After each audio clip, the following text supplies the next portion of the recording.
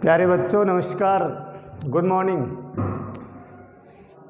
और आपका एक बार पुनः गुरुकुल इंग्लिश क्लासेज में मैं हार्दिक अभिनंदन एवं स्वागत करता हूं और आशा करता हूं कि आप लगातार हमारी इस ऑनलाइन क्लासेज को बहुत समर्पण, त्याग और बड़ी समर्पण की भावना से लगातार एक डेडिकेशन के साथ आप पढ़ रहे हैं और इसका एक अच्छा रिजल्ट आपको मिलेगा। उसी क्रम में हम लोग नरेशन जो डायरेक्ट इनडायरेक्ट टॉपिक था वो अपना चल रहा था। 4 पार्ट उसके पूरे हो गए, 2-3 पार्ट और बचे हुए हैं। 5-6 क्लासेज के अंदर ये डायरेक्ट इनडायरेक्ट टॉपिक बड़ी क्लियर आपका हो जाएगा। फिलहाल अपन ने पिछले वीडियो में आपको बताया था कि टेंस संबंधी परिवर्तन कैसे करें। थोड़ा सा पढ़ाने से पहले मैं आपका रिवीजन करा देता हूँ। डायरेक्ट इनडायरेक्ट में टेंस संबंधी परिवर्तन के लिए बताया था पिछले वीडियो में कि यदि प्रेजेंट इंडेफिनिट टेंस है तो पास्ट इंडेफिनिट में एक टेंस बिल्कुल अगला टेंस में अपन लोग चेंज हो जाएंगे। यदि प्रेजेंट इंडेफिनिट है तो पास्ट इंडेफिनिट, प्रेजेंट कंटिन्यूअस है तो पास्ट कंटिन्यूअस, प्रेजेंट परफेक्ट है तो पास्ट परफेक्ट और प्रेजेंट परफेक्ट कंटिन्यूअस है तो पास्ट परफेक्ट कंटिन्यूअस, सीधा टेंस हो जाता है। ध्यान रहे, पैसिव वॉइस में सिर्फ एक कदम आगे बढ़ते हैं हम। जब अगला टॉपिक पैसिव चालू करेंगे तो प्रेजेंट इंडेफिनिट प्रेजेंट कंटिन्यूअस में ही होगा, यानी डू डज का इजेएमआर होता है। यहाँ डू डज का सीधा डिड या सेकंड फॉर्म होती है। तो डायरेक्ट इनडायरेक्ट में एक टेंस बदलता है, जबकि पैसिव वॉइस में एक कदम बदलते हैं हम आगे, केवल अगला टेंस, उसी टेंस का अगला भाग जो होता है प्रेजेंट इंडेफिनिट कंटिन्यूअस में और प्रेजेंट कंटिन्यूअस उसमें बीइंग लगाते हैं। तो वो थोड़ा सा आप लोगों को पता होना चाहिए कि पैसिव वॉइस में और डायरेक्ट इनडायरेक्ट में कितना अंतर है, इसका आप लोगों को पूरा पता होना चाहिए। इसके अलावा कल आपको हमने बताया था ढंग से कि पैसिव वॉइस के डायरेक्ट इनडायरेक्ट के अंदर अगर पास्ट टेंस हो तो पास्ट टेंस का थोड़ा सा अलग नियम कायदे थे। पास्ट डबल पास्ट में हो जाता है। अगर टेंस पास्ट इंडेफिनिट है तो पास्ट परफेक्ट, और अगर टेंस पास्ट कंटिन्यूअस है तो पास्ट परफेक्ट कंटिन्यूअस में बदल जाता है, यानी डबल पास्ट। डबल पास्ट से मेरा मतलब है पहला पास्ट इंडेफिनिट 1 नंबर है, 1 का 3 और 2 का 4। 2 का 4 का मतलब है कंटिन्यूअस है तो पास्ट परफेक्ट कंटिन्यूअस में, यानी वाजवर हैं तो हैड बीन, और डिड या सेकंड फॉर्म है तो हैड प्लस थर्ड फॉर्म आएगी। फ्यूचर में हमने आपको बताया था कि सेल और विल 2 हेल्पिंग वर्ब आती हैं। केवल पूरे फ्यूचर में आप लोग जाएंगे तो सेल विल 100% आएगा, और सेल विल का सेल का कर देते हैं शुड और विल का कर देते हैं वुड। इस तरीके से कैन आ जाए तो कैन का कर देते हैं कुड और मे का कर देते हैं माइट। इसके अलावा अगर और कोई हेल्पिंग वर्ब आती है तो उसमें हम कोई परिवर्तन नहीं करते हैं। अगर माइट आ गया तो माइट का माइट होगा, कुड हो तो कुड होगा, शुड का शुड होगा। ये टेंस संबंधी परिवर्तन हमने आपको पिछले वीडियो में बहुत अच्छे तरीके से बताया था। अब चौथे जो बात है, फोर्थ जो बात है वो ये है कि कुछ शब्द ऐसे हैं। देखो, पहले रूल नंबर पहला, जो रूल नंबर फर्स्ट आपको हमने पढ़ाया था वो कोमा संबंधी नियम थे कि इन्वर्टेड कोमा कैसे हटाएं, साथ में सेट टू का क्या होगा ये आपको बताया। फिर आपको प्रोनाउन कैसे, सब्जेक्ट को कैसे बदलें, सन बटा 123 का नियम 2 नंबर में बताया था। 3 नंबर में हमने आपको परिवर्तन करना सिखाया था टेंस। 4 नंबर में हम आपको पढ़ाएंगे चेंजेज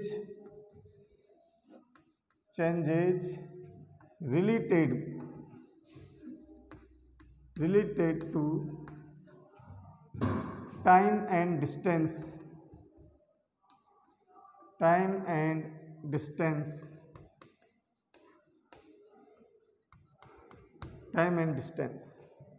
इसका मतलब है समय और दूरी संबंधी परिवर्तन।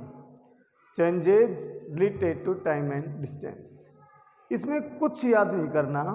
देखिए, कुछ शब्द ऐसे हैं जो अगर डायरेक्ट स्पीच में आए तो उनको याद करना है। जैसे दिस का दैट हो जाता है, दीज का दोज हो जाता है, नाउ का देन हो जाता है, टुडे का दैट डे हो जाता है, यस्टरडे है तो द प्रीवियस डे हो जाता है, टुमारो है तो नेक्स्ट डे हो जाता है। ये शब्द हैं जिनको आपको याद करने पड़ेंगे। तो मैं एक लिस्ट आपके यहाँ बना देता हूँ, शायद लिखते समय आपके वो कंठस्थ हो जाएगा और उसके बाद में अपन इनको कुछ प्रैक्टिसेज करेंगे और प्रैक्टिसेज के अंदर आपके बात कंफर्म हो जाएगी। देखो इधर लिख देते हैं डायरेक्ट स्पीच, डायरेक्ट स्पीच, इधर है इनडायरेक्ट स्पीच।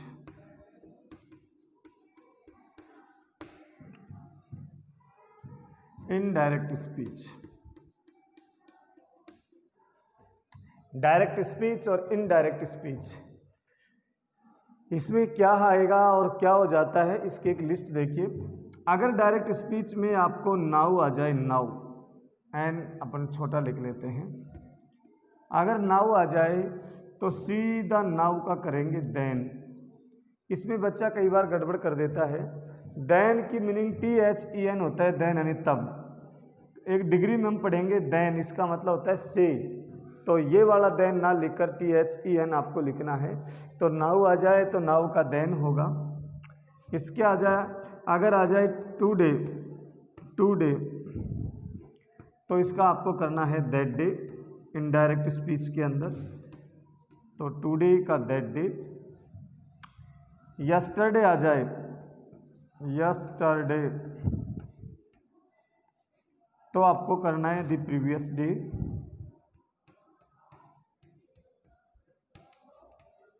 Previous day. अगर आ जाए टुमारो, टुमारो अगर डायरेक्ट स्पीच में आपको नज़र आने लग जाए तो टुमारो की जगह आपको लिखना है नेक्स्ट या फॉलोइंग डे, नेक्स्ट डे कर देना या फॉलोइंग डे कर देना। हेयर आ जाए तो आपको देयर करना है, हेयर का देयर। दिस आ जाए तो दैट करना है, दिस का दैट। दीज आ जाए तो दोज करना है। इस तरीके से कुछ शब्द हैं, केवल आपको याद करने हैं ये, तो इनको आप एक बार ढंग से देखें और याद। आपको 10वीं क्लासेज में भी ये नॉर्मल जानकारी आपने पढ़ी थी। अगर इनमें से कोई सा भी आ जाए, डायरेक्ट स्पीच में ये हैं, अगर इनडायरेक्ट स्पीच में आप करोगे तो ये इनका कर दोगे। तो कई बार इनमें से एक शब्द वो डाल देता है, वो डाल देगा मोहन ने सोन से कहा, मोहन ने सोन से कहा, Mohan said to son I am sleeping now, अब मैं सो रहा हूँ। अब कहने वाला मोहन है, सुनने वाला सोहन है, और रिपोर्टेड स्पीच है आई एम स्लीपिंग नाउ। तो आई सीधा जाएगा, ही हो जाएगा, एम का हो जाएगा वाज वर में से वाज। तो Mohan told Sohan that he was sleeping, और नाउ का हो जाएगा देन। तो आप डायरेक्टली बना सकते हो बिना लिखे भी। इस तरह की हमारी कैपेसिटी होनी चाहिए, क्योंकि सीधा दिमाग में लगा लो कि अगर बोलने वाला ही है तो आई का ही कर देंगे, और अगर बोलने वाला, अगर भाई सीधा हिसाब है, फर्स्ट पर्सन तो सब्जेक्ट के पास जाएगा और सेकंड पर्सन ऑब्जेक्ट के पास जाएगा। आई और यू ये दो बदलते हैं, बाकी तो सारे नॉन चेंजेबल हैं, बदलते ही नहीं हैं। तो हम अब कुछ मैं एग्जाम्पल लिखूंगा जिसमें इनके भी एग्जाम्पल होंगे, इनमें ये भी शामिल होंगे, और फिर आप देखो उसकी प्रैक्टिस आप लोग मेरे साथ करें। रफ कॉपी में आप लोग इनको लिखें और लिख कर के आप मेरे साथ प्रैक्टिस करें। आप एडवांस बोलें कि इसमें आगे क्या आएगा, और अब आपका लगभग डायरेक्ट स्पीच आपका लगभग पूरा होता जा रहा है। अब इसके बाद में कुछ हम अन्य जो स्पीच हैं, अन्य जो डायरेक्ट स्पीच हैं जो टेंसों से अलग है, उनका अब रोज़ हम आपको अलग अलग प्रकार के पढ़ाएंगे। अभी 2 दिन ये टॉपिक और चलेगा, लेकिन फ़िलहाल प्रैक्टिस करते हैं। जितने 4 बातें आपको पढ़ाइए, चारों को एक साथ डालते हैं। देखिए, जैसे सीमा ने कहा, सीमा सेड टू मी, सीमा ने मेरे से कहा, क्या कहा, do you like, do you like this pen. ये क्वेश्चन है। देखो, सीमा ने मेरे से कहा कि do you like this pen, क्या आप इस पेन को पसंद करते हो। अब इसका आंसर देखो, आंसर कितना अच्छा होगा। सीधा अपना ऐसे लिखेंगे आंसर, और सीमा सेड टू मी है, इसका सेट टू का क्या होगा, ये यहाँ देखो डू आ रहा है। डू एक हेल्पिंग वर्ब है, 10 बार हमने बता दिया है। कोई मॉडल आ जाए, कोई हेल्पिंग वर्ब आ जाए तो इफ लगाएंगे इफ, और सेट टू का होगा आस्क्ड। तो देखो क्या होगा, सीमा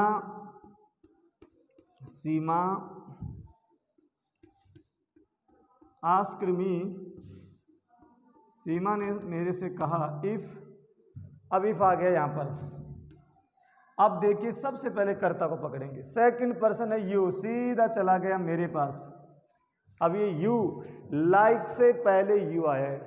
कल मैंने आपको बताया था पिछले वीडियो में कि अगर मैन वर्ब से पहले यू आता है तो फर्स्ट फॉर्म होती है, सब्जेक्टिव केस होता है।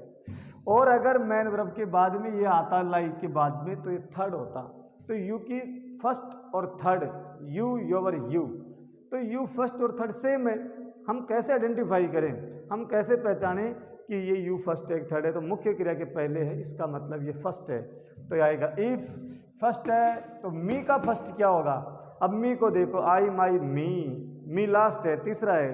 तो पहला कौन सा है, आई माई मी, माई सेकंड है और आई इसका फर्स्ट है। तो इफ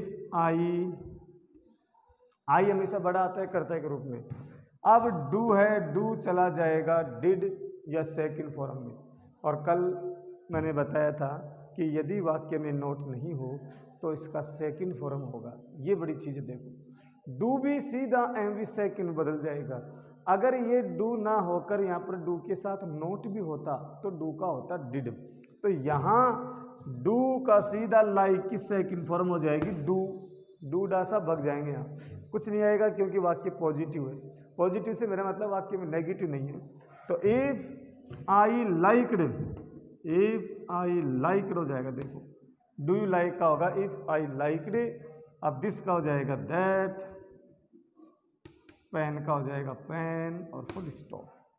ये देखिए आपका इसका आंसर हो गया।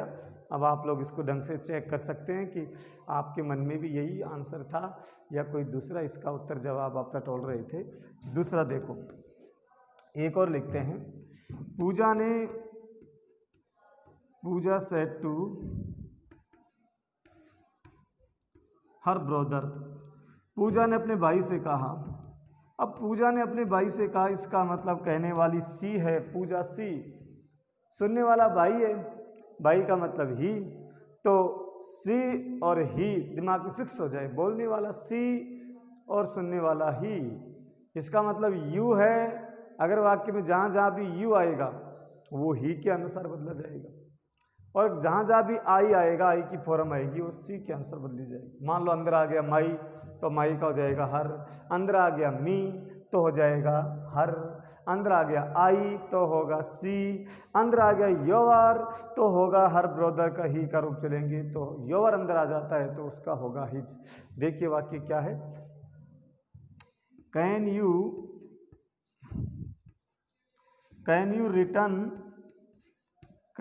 रिटर्न माई पेन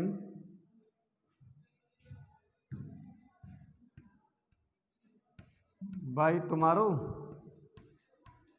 क्या आप मेरा पेन कल तक लौटा सकते हो। Can you return my pen tomorrow, by tomorrow, by tomorrow का मतलब है कल तक, कैन यू रिटर्न। अब इसका आंसर कैसे लिखें, तो देखो क्या है, पूजा, अब आपको पता है कैन है तो सेड टू का क्या होगा आस्क्ड। पूजा आस्क्ड हर ब्रदर, पूजा आस्क्ड हर ब्रदर, पूजा ने अपने भाई से कहा। इफ कैन है तो इफ तो लगेगा ना, हेल्पिंग वर्ब हो या मॉडल।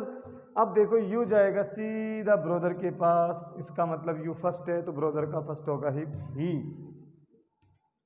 इफ ही, अब कैन का होता है could, if he could return, if he could return, return के बाद में माई पेन, माई जाएगा किसके पास, पूजा के पास, पूजा की सेकंड फॉर्म होगी ही सी हर, तो हर पेन होगा माई पेन का, हर पेन बाई टुमारो को होगा next day, by next day, full stop. ये देखिए आपका इसका आंसर हो गया। Pooja asked her brother if he would return her pen by next day. तो आपको यहाँ पर टुमारो आ गया था, उसका नेक्स्ट डे कर दिया। टू डे आ जाता तो दैट डे कर देते, यस्टरडे होता तो प्रीवियस डे कर देते। अब आपको पूरा सेंटेंस का डायरेक्ट इनडायरेक्ट बनाना की आदत आपके मन में आ गई होगी, आपने सीख लिया है चारों चीज़ें। अब हम कुछ ऐसे वाक्य हैं जो टेंसों से अलग हैं, उनका डायरेक्ट इनडायरेक्ट कैसे बनाएं, ये अब अपन चालू करते हैं। तो आज हम अब टेंसों के अलावा कुछ और प्रकार के विशेष वाक्य हैं, स्पेशल वाक्य, जिनका हम पैसिव वॉइस बनाना आपको सिखाएंगे। तो नया टॉपिक आप लोग लिखेंगे इसके बाद में, और नया टॉपिक है विशेष प्रकार के वाक्यों का पैसिव वॉइस, जिनको डायरेक्ट इनडायरेक्ट। तो विशेष प्रकार के वाक्यों का नरेशन कह दो या टॉपिक डाल देते हैं, स्पेशल सेंटेंसेज। थोड़ा अलग है ये, इनके नियम थोड़े से अलग हैं। स्पेशल सेंटेंसेज, विशेष प्रकार के वाक्य। और स्पेशल सेंटेंसेज के अंदर नंबर पहला अपन लिखेंगे इम्पेरेटिव।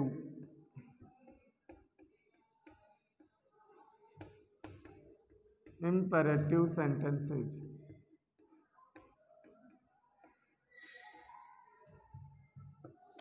पहले आपको हम बताएंगे इम्पेरेटिव सेंटेंस क्या होते हैं, फिर बताएंगे इम्पेरेटिव सेंटेंस का इनडायरेक्ट स्पीच कैसे बनाते हैं। बहुत सरल है, देखो इनको समझना पड़ेगा, पहले सुनना पड़ेगा सारी बातें क्या है।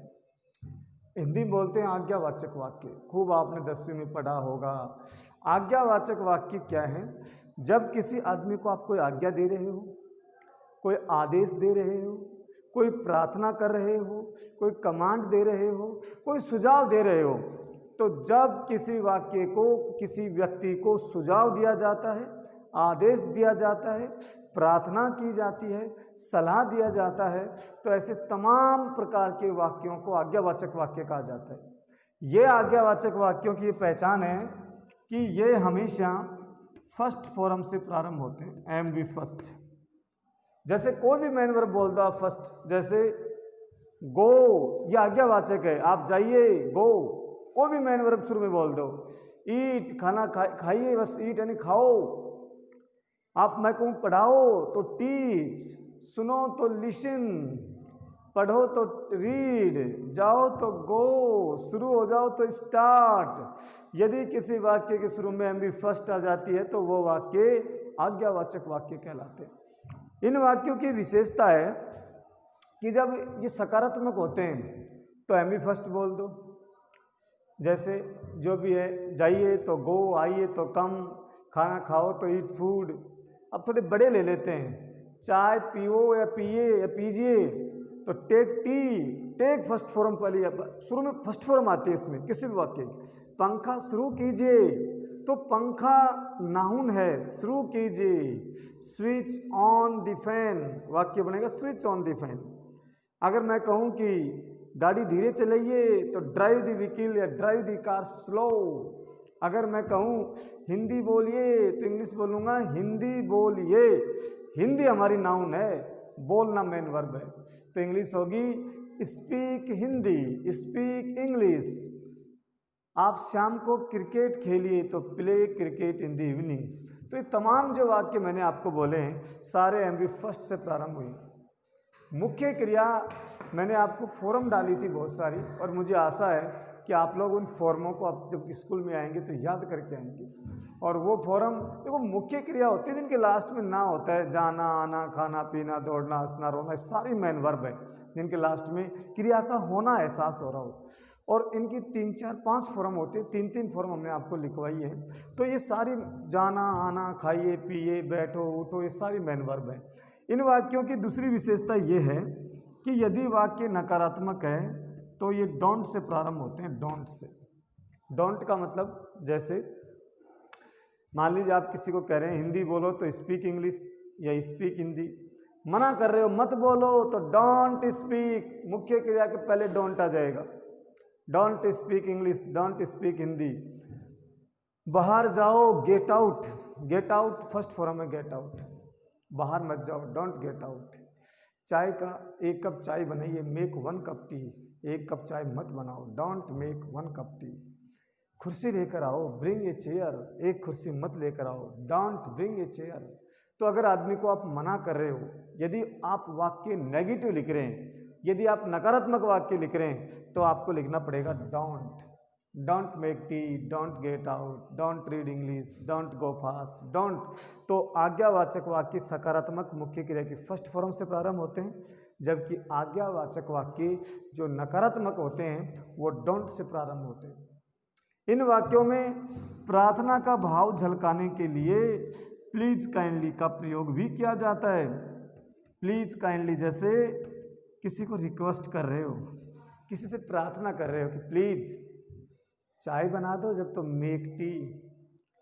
चाय मत बनाओ तो डोंट मेक टी, लेकिन कृपया मेरे लिए एक चाय बना दो। रिक्वेस्ट कर रहे हो आप किसी से, प्रार्थना कर रहे हो किसी से, तो वो बोलेगा प्लीज, प्लीज और लगा देगा प्लीज मेक टी। किसी को मना कर रहे हो कोई काम जाने के लिए, किसी कोई भी गलत काम करने के लिए मना कर रहे हो, तो डोंट बोल दो शुरू में। जैसे आप कह रहे इस गाड़ी का पीछा मत करो, don't follow the car, don't follow the bus. लेकिन आप उससे प्रार्थना कर रहे हो प्लीज इस गाड़ी का पीछा मत करो, please don't follow the bus. तो प्लीज और काइंडली केवल आदमी के भाव को व्यक्त करते हैं कि आदमी बोलने वाला आपसे रिक्वेस्ट कर रहा है, प्रार्थना कर रहा है। इस प्रकार के वाक्यों में लेट भी आ जाता है, लेट। तो फेयर की कॉपी में लिखने का मटेरियल तो मैं अलग से डालूंगा, लेकिन फिलहाल दिमाग में सेट कर लीजिए कि यदि किसी वाक्य में फर्स्ट फॉर्म आ जाए, डोंट आ जाए शुरू में, प्लीज काइंडली शुरू में आ जाए, लेट आ जाए, और इन वाक्यों के लास्ट में हमेशा फुल स्टॉप आता है, फुल स्टॉप। कोई नकारात्मक, कोई क्वेश्चन मार्क नहीं आ सकता। तो अगर इन कंडीशन में कोई वाक्य आपको कोमा के अंदर मिल जाए, इन्वर्टेड कोमा के अंदर, तो आप समझ जाना कि आज्ञावाचक है। और आज्ञावाचक वाक्यों का इनडायरेक्ट स्पीच बनाने के लिए कुछ बातें अलग हैं। क्या अलग हैं, मैं 2 एग्जाम्पल बोर्ड पर लिखता हूं और उसके बाद में आपके समझ में आएगा कि आज्ञावाचक वाक्यों का इनडायरेक्ट स्पीच बनाने के लिए कौन कौन सी बातें ऐसी हैं जो अलग हैं। देखो पहला वाक्य देखो, कोई भी 2 वाक्य लिख देते हैं। द टीचर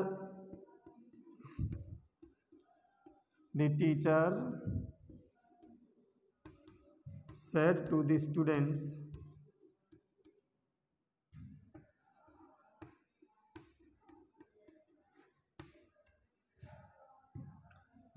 inverted comma,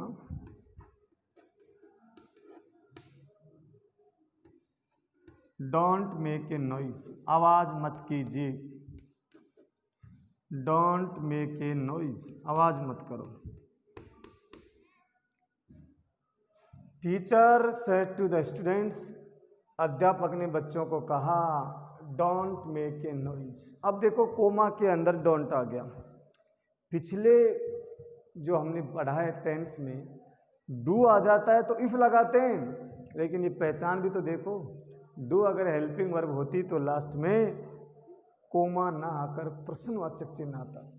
तो इसमें कोमा है, फुल स्टॉप है, पूर्ण विराम चिन्ह है, और पूर्ण विराम चिन्ह आ गया, इसका मतलब ये डोंट है। डोंट, डू हेल्पिंग वर्ब नहीं है, ये यहाँ पर आज्ञावाचक वाक्य है। तो यदि अब ये वाक्य आज्ञावाचक आ गया अंदर, या अंदर ये आ जाए don't take tea, don't read English, don't go fast, don't disturb me, don't touch me, don't open the gate, या ओपन द गेट, तमाम अगर आज्ञावाचक वाक्य इसमें आ जाते हैं तो उनका जब इनडायरेक्ट स्पीच बनाएंगे तो 2-3 बातें आपको समझनी पड़ेंगी। देखो सबसे पहले सैड टू। देखो सैड टू का मतलब होता है कहा। अब तक हमने 2 चीज़ें बताई थी कि सैड टू का या तो टोल्ड करते हैं या आस्क्ड करते हैं, ये तो कॉमन है। हकीकत में नियम क्या है? हकीकत में नियम ये है कि जो बोलने वाला व्यक्ति है उसके भाव को व्यक्त करता है सैड टू।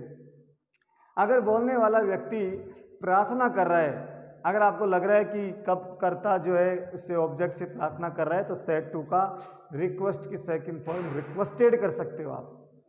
अगर ये बोलने वाला व्यक्ति इस स्टूडेंटों से ऑब्जेक्ट से अगर सुझाव दे रहा है तो सजेस्ट की सेकंड फॉर्म सजेस्टेड कर सकते हो। अगर बोलने वाला व्यक्ति सलाह दे रहा है तो एडवाइज्ड कर सकते हो। अगर बोलने वाला व्यक्ति आदेश दे रहा है तो ऑर्डर्ड कर सकते हो आप। और अगर बोलने वाला व्यक्ति धमकी दे रहा है, वार्निंग, तो वार्न की सेकंड फॉर्म वार्नड कर सकते हो।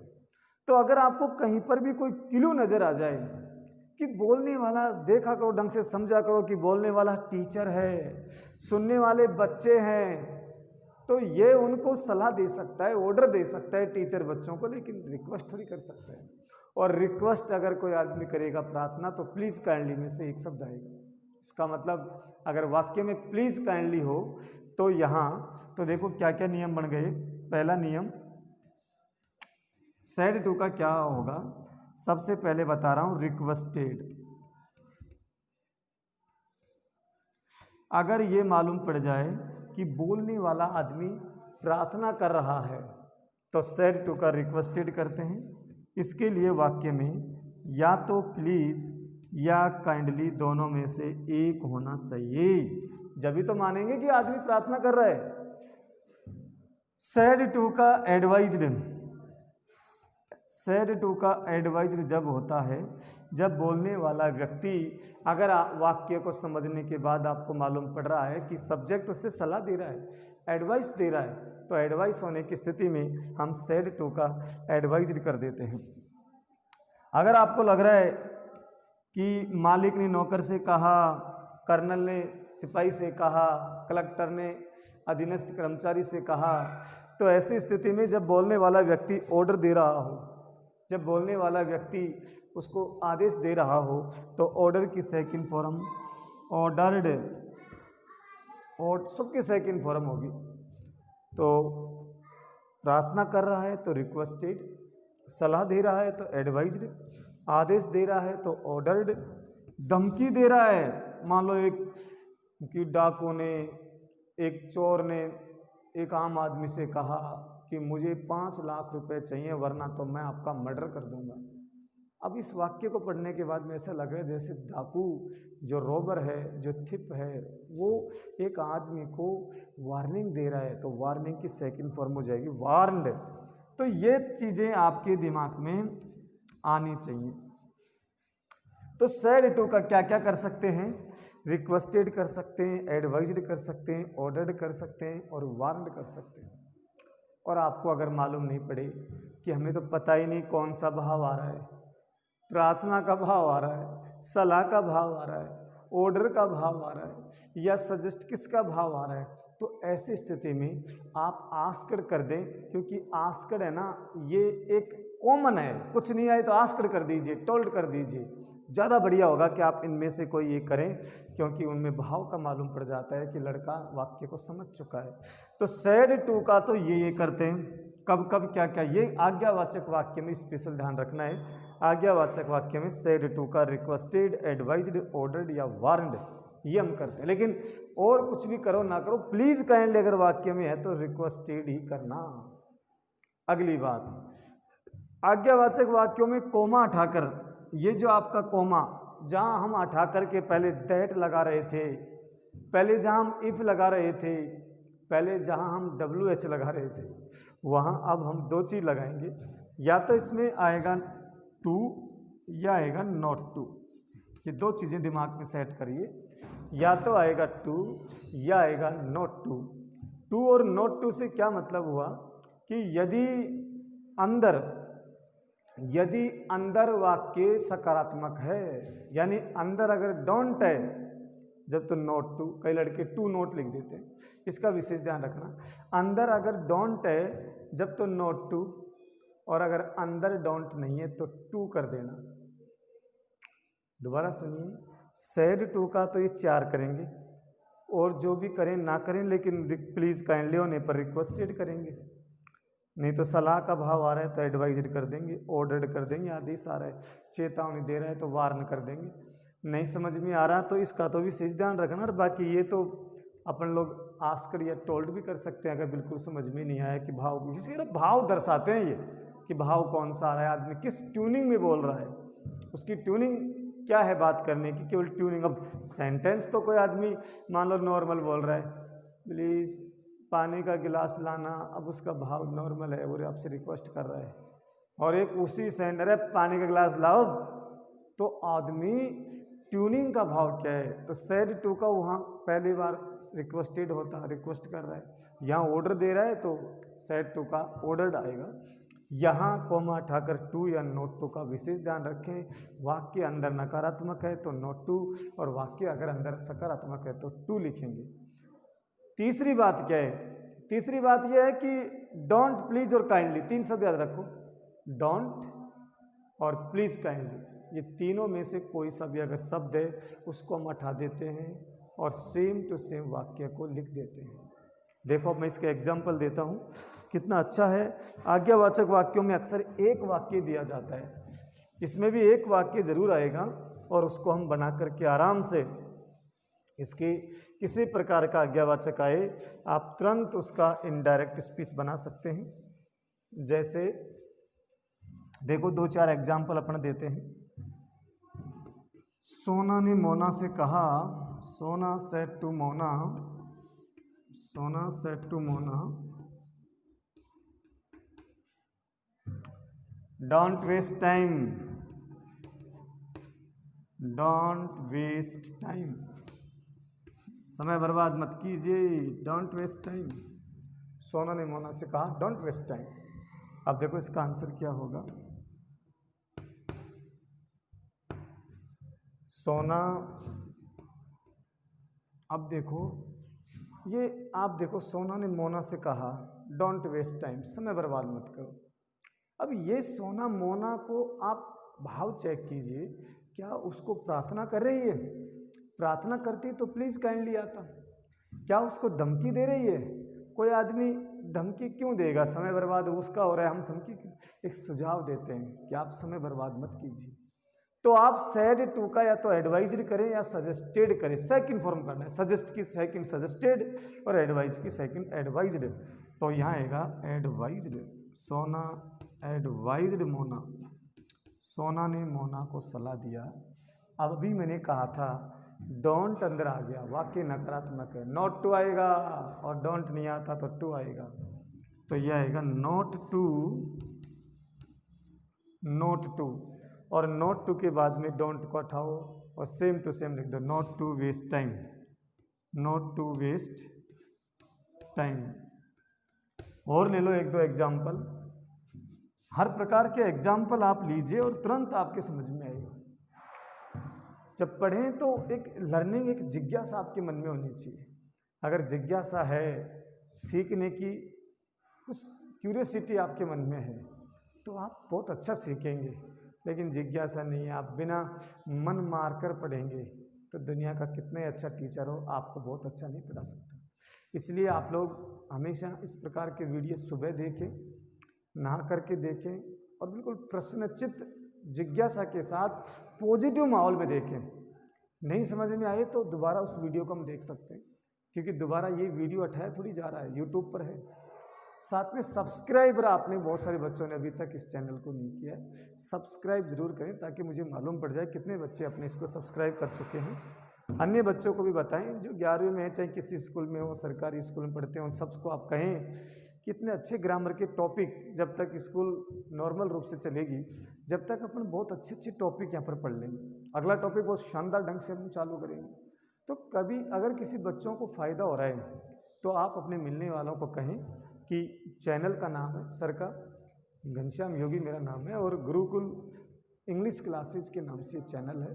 गुरुकुल इंग्लिश क्लासेज के चैनल को आप लोग तुरंत सब्सक्राइब करें, और सब्सक्राइब करने के बाद में उन लोगों को भी इसका फ़ायदा आप दिवाएं, आप अपने दोस्तों को दिवाएं, क्योंकि इस कोरोना के टाइम के अंदर पढ़ाई करना बहुत इम्पोर्टेंट है। ये टॉपिक ऐसे हैं जो केवल 11वीं में नहीं, आम बच्चा भी देख सकता है, जो 11वीं पास कर चुका है, 10वीं पास है, 12वीं पास कर चुका है, क्योंकि ये कंपटीशन लेवल के एग्जामों के अंदर भी डायरेक्ट इनडायरेक्ट आता है। तो Sona advised Mona, not to waste time. एक एग्जाम्पल मैं आपको और समझा देता हूँ। कविता, कविता सेड टू बबीता, कविता ने बबीता से कहा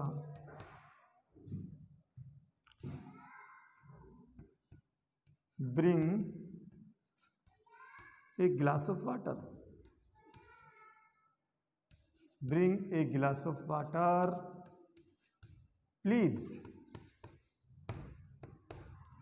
कविता ने बबीता से कहा bring a glass of water, एक पानी का गिलास लाओ, और लास्ट में लिख दिया प्लीज। इसका मतलब प्रार्थना कर रही है, और आंसर होगा कविता